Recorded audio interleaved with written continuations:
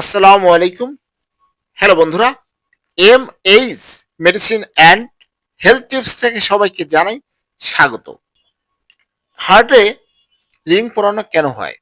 এটিকে সাধারণত হার্টের স্টেন্ট বলা হয়।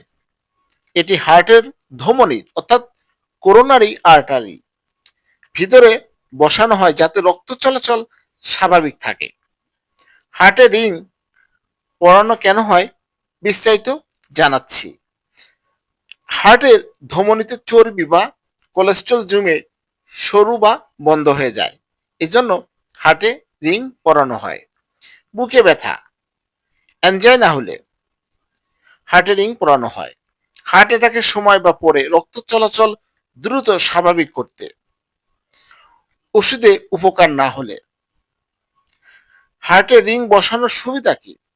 হার্টে রক্ত চলাচল বৃদ্ধি পায়, বুকে ব্যথা কমে, হার্ট অ্যাটাকের ঝুঁকি কমতে পারে, শ্বাসকষ্ট ও দুর্বলতা কমতে পারে।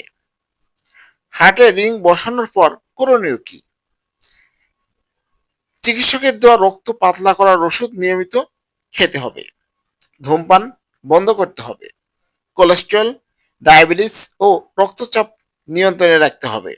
নিয়মিত ফলো আপ করতে হবে এবং চিকিৎসকের দেওয়া পরামর্শ অবশ্যই গ্রহণ করতে হবে। হ্যালো বন্ধুরা, আপনাদের জানানোর চেষ্টা করেছি।